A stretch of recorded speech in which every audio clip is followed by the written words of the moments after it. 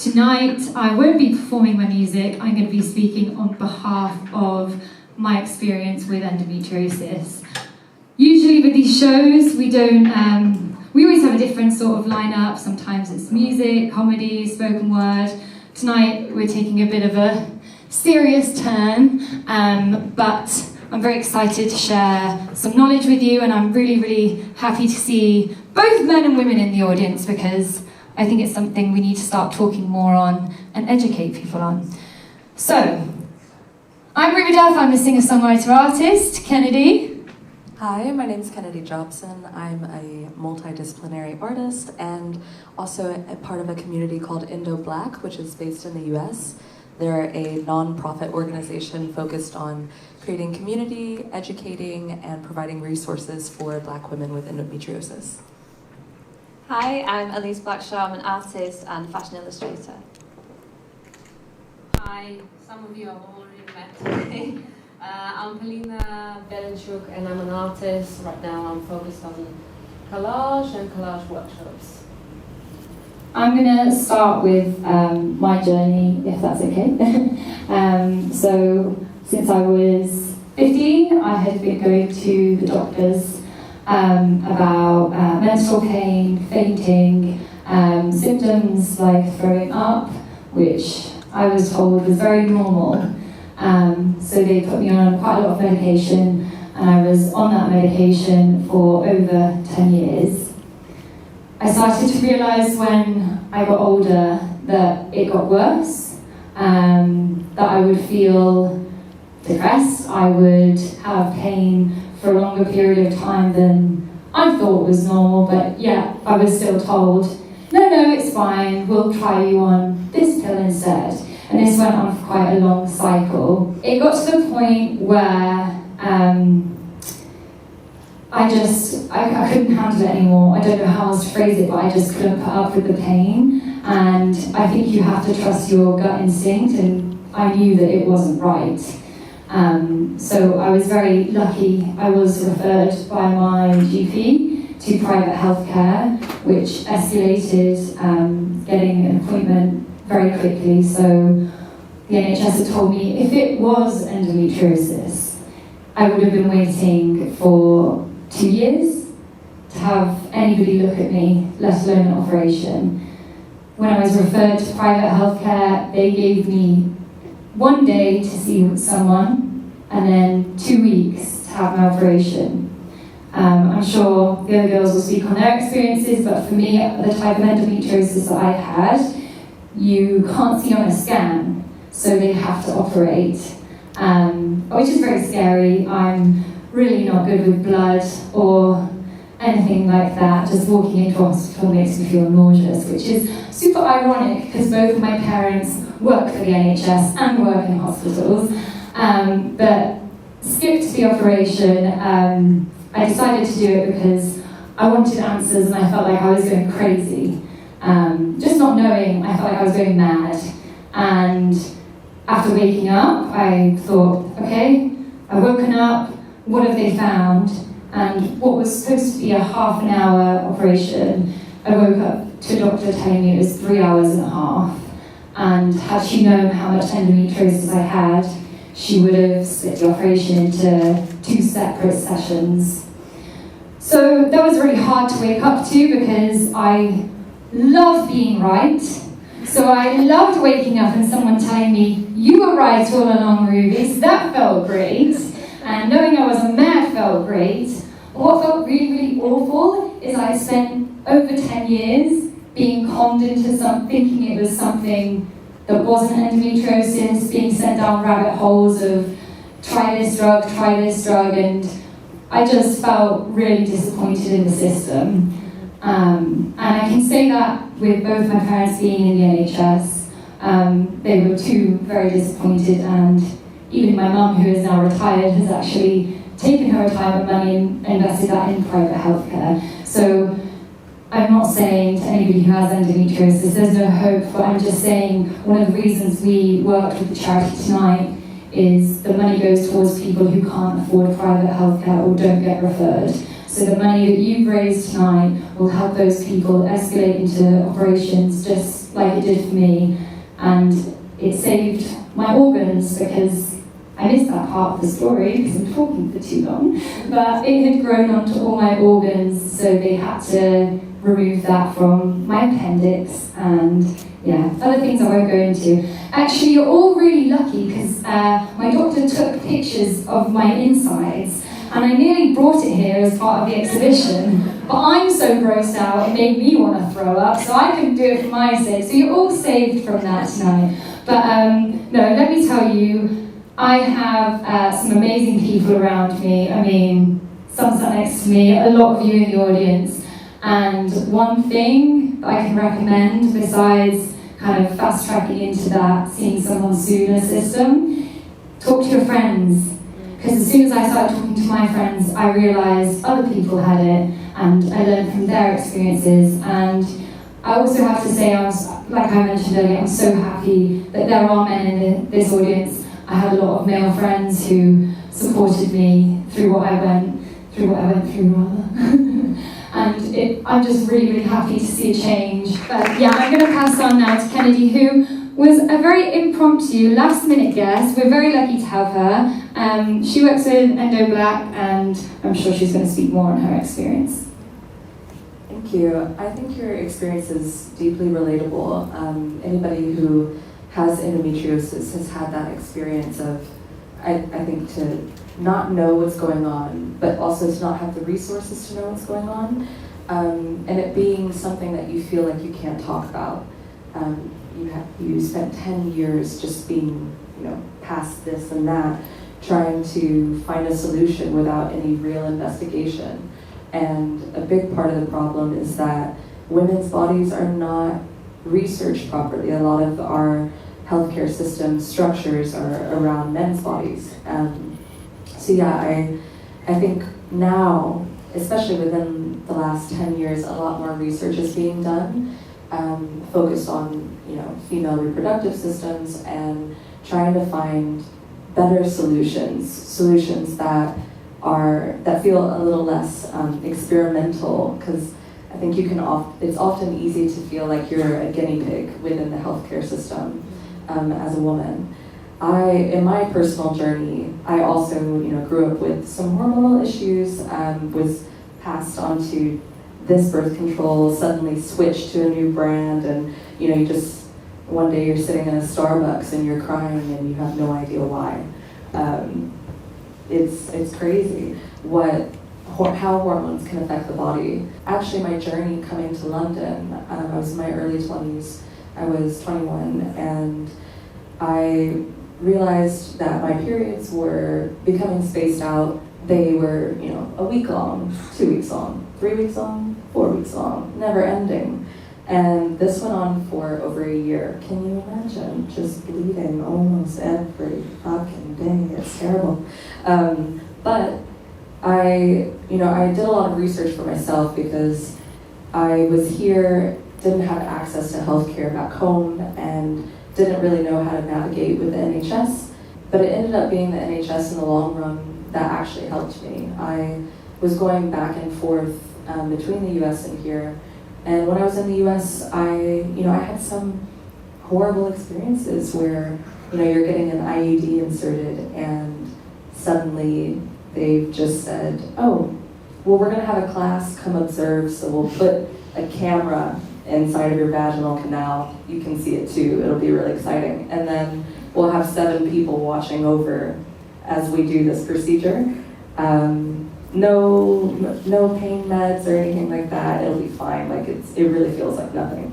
It is one of the most painful things that you can experience, to have an IUD inserted or removed. For some women not. For some women very painful. And that's the same with endometriosis. You could have stage 4 endometriosis and have little pain, or you can have stage 1 and have extreme pain to where you're throwing up, you're passing out. And I think the way that we measure the severity of a woman's pain also needs to change, and we need to develop systems that are more caring and evaluation structures to basically find out how an individual is feeling, how it's affecting their body, how external structures are affecting their body, and then go from there.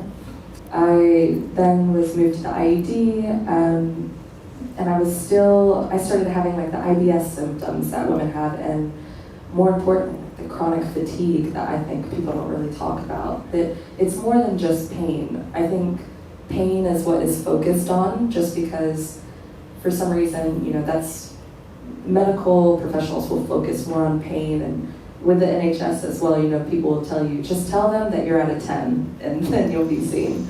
But, and I think that just goes across the board, across the world actually.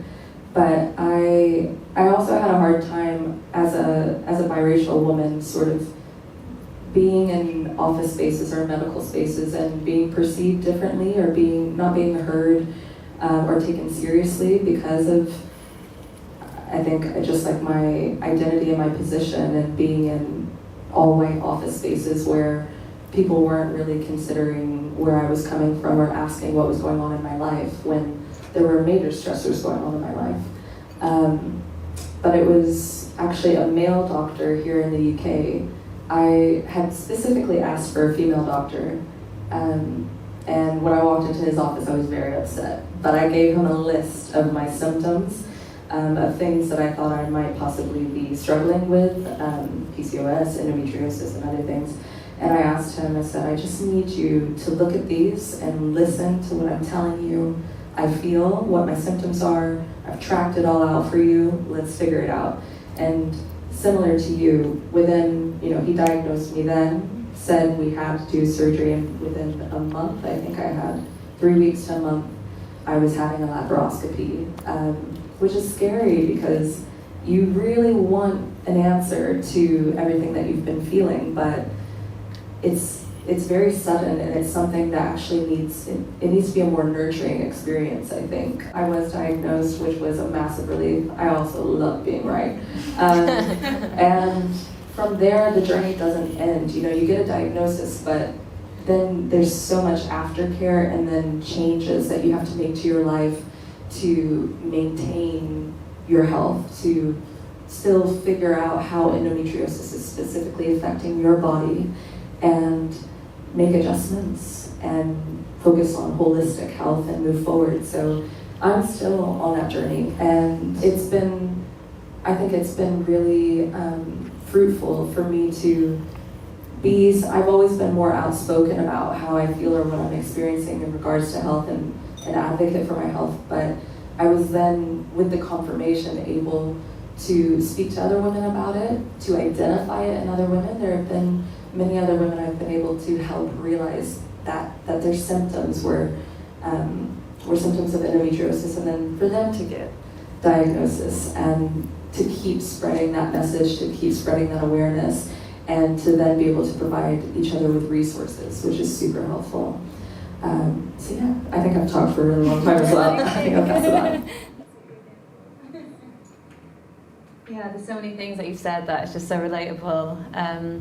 I think first of all, like the IBS symptoms. So I got diagnosed when I was 22, so I just graduated, and for about 4 or 5 years I was just consistently being diagnosed by the GP with IBS and treated for that, and I just kept feeling like it's just not food related.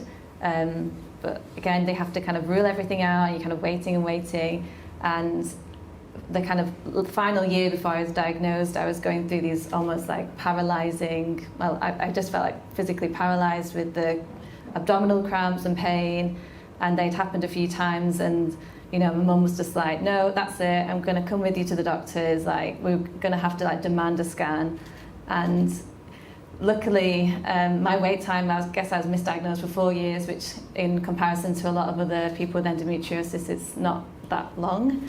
But I had 2 sort of tennis ball sized cysts on my ovaries that were kind of shadowed, and that's an indication that they're filled with blood, and that sort of suggested to them that I would have endometriosis.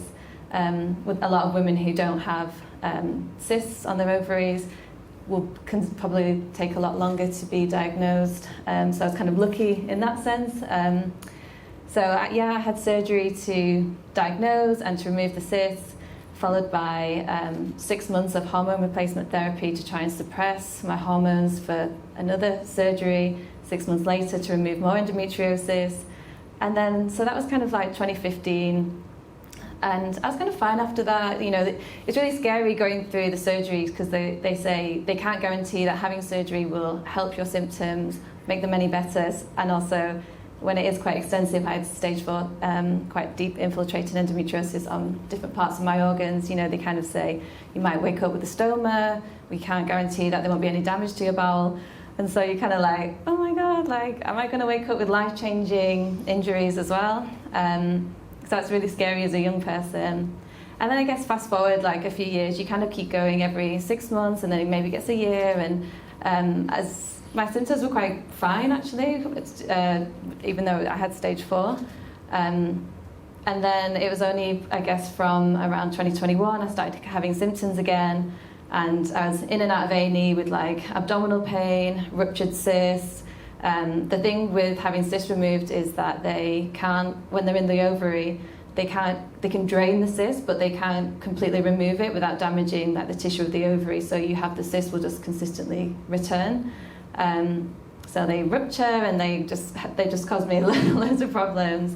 And in 2022, I fainted with pain, went to A&E, and I basically sat there for 8 hours to be turned away. I told them I had endometriosis, and they kind of said, you know, people aren't usually, you know, admitted to A&E with endometriosis, and a lot of women with endometriosis would argue that. I'm sure most have been to A&E at some point with their pain. And I was turned away, and within a week I was back in A&E, and I was treated for sepsis. I had an ovarian abscess, and then required a 3rd surgery, which has then impacted things like my fertility. So alongside having the endometriosis in the ovaries, it's also in my fallopian tubes. And about 3 weeks ago, I had another surgery to remove my fallopian tube and to drain a recurring cyst. So it also affects fertility, and I think a lot of endometriosis topics are about pain and how it might affect your day-to-day life. There isn't a lot about fertility preservation, which is something that my doctors must have always known, that I would have issues with fertility, especially when it's in your ovaries or fallopian tubes. So that's been something really frustrating for me. And also, the more you have surgeries, the more scar tissue you get in your abdomen, the more it kind of damages your ovaries as well, so you can lose your egg reserve, egg follicles.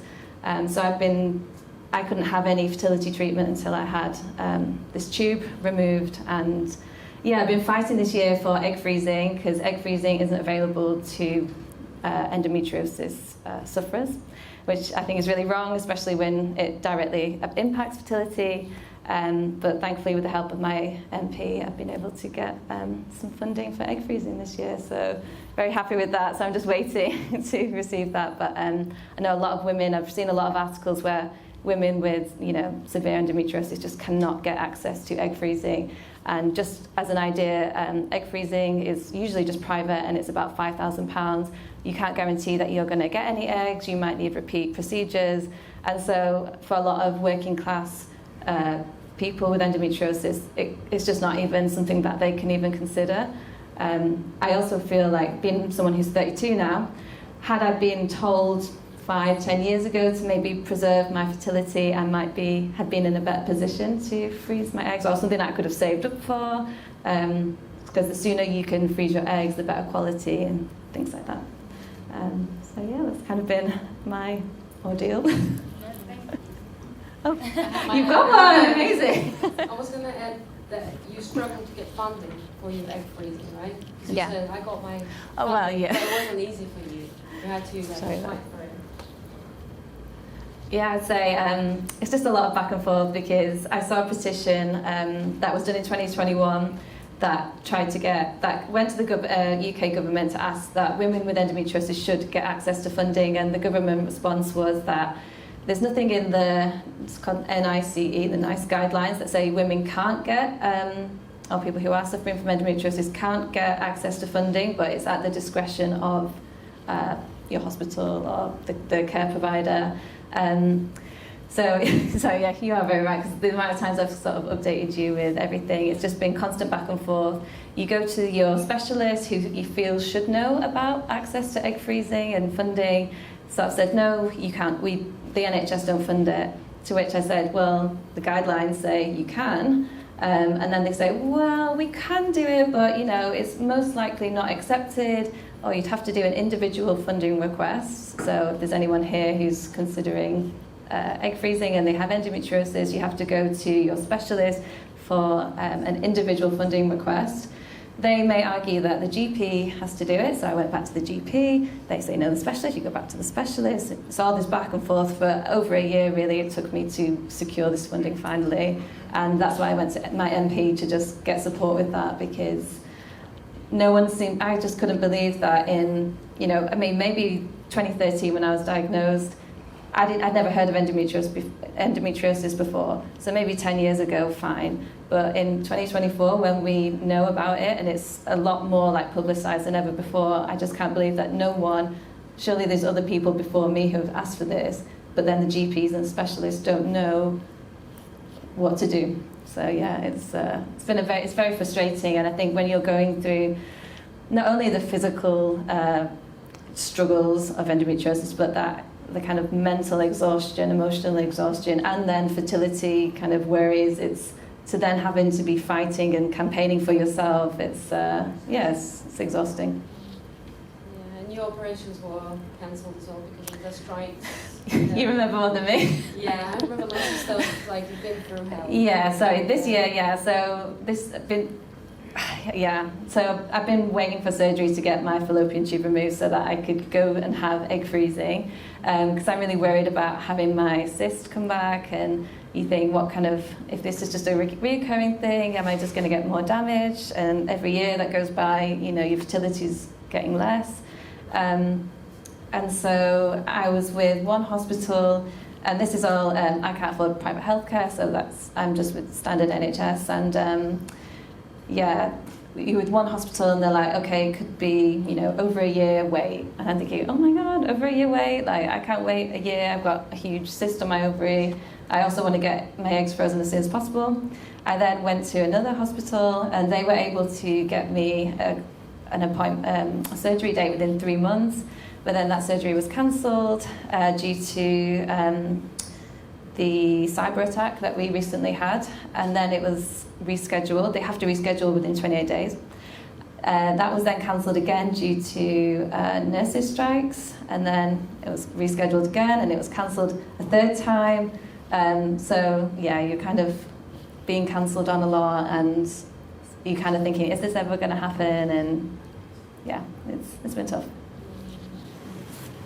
Yeah, I looked at the data on the Endometriosis UK website. It says it takes up, like, an average in the UK to get diagnosed with endometriosis up to 7.5 years to get diagnosed. And also it says 1.5 million women are diagnosed with it, which is the same number as women who are diagnosed with diabetes. Yeah. Which is crazy. Like, I didn't know about this. But about my story, I'm trying to be very short. It started with, I always had problems with, like, reproductive system. At some point at work, I got really stressed and I had apoplexy of the ovary, which is a rupture of ovary. And from there, I had to be hospitalized, and I didn't know it can happen from stress, but from stress you can, like, suffer with loads of stuff. Then I was hospitalized, and from there I started taking pills. They always put you on a pill, you know, and lots of pills didn't help me. But then after lots of, like, pain escalated after that thing, and I'm not sure if it's connected. My endometriosis is connected with the apoplexy, the fracture of the ovary. I don't know, and that's why I hate it. I don't know many things about endometriosis, and when I went to GP, I was like, nobody is listening. That's what I hate about it. It feels like I'm going crazy, like I'm talking about this pain and everybody's like, yeah, it's cramps, it's fine, get over it. But it's not. It's like sometimes if you're fainting, if you're vomiting or bowel hurt, it's it's important and scary, and you have to beg NHS to proceed with something, which is horrible. Like, why do we have to like say like, no, that's serious stuff? Reproduction is such an important subject, and why is it like that? I don't get it. That's why we're doing this event as well. Long story short, I begged NHS to get some tests in my bowels. Sorry for saying that. In my No, don't apologise. in my stool, they found blood, and I had a call from JP saying, "You have," literally quoting, "you have bowel cancer." Like, they said that to me, and I'm like, what? Like, yeah, you're gonna have a call from the hospital to do some tests, and I'm like, I have bowel cancer, you just told me this, and in 2 months I'm gonna be seen? What? Like, you can't just say stuff like this to people, so I was like, I can't wait for 2 months, so I went privately to get some answers, what's going on. And privately, they did the camera, the bum, and then they did like a thing, and then you're like, wow, that feels nice. Okay, so that fine. And then they said, no, you don't have cancer. So privately, they said to me that I don't have anything there. And then they sent me to gynecologist. Then they sent me to do an MRI test. Finally, thank you. Maybe JP could have done that as well, but I just don't know the process as well. How am I supposed to know that you should do an MRI? I'm not a doctor. How should I know? And then privately I did an MRI test, and then they said, yeah, you have a small endometriosis. We can't remove it, it's too small. You can like injure your other organs and stuff. So they just put me on a birth control pill until I want to get pregnant. That's the story. And what are the effects of the pill? I don't know, but I don't have periods, and I feel like a normal person, which feels nice, but like what are side effects, I don't know. And it's like I have to go back to the gynecologist and get some answers. What should I do next? Should I be on a pill for the whole life, or does that affect my fertility? I don't know. It's just so many questions. Yeah, so that's my story. Talking of questions, we were going to take questions, but we have run a bit over, and I really appreciate all of you sitting here so quietly listening to our stories, because honestly, after hearing your stories as well, or your journey rather, because it's fact, it's happened to us, you just don't learn unless you go to things like this and you hear from other people's experiences. So I know usually these shows that we do are very light-hearted, and you know, it's all about laughing and live music and having fun, and we are going to have a bit of that coming up next. We've not forgotten about you. But what I just wanted to finish on saying is thank you to the three ladies that sat next to me. It's not easy talking about this.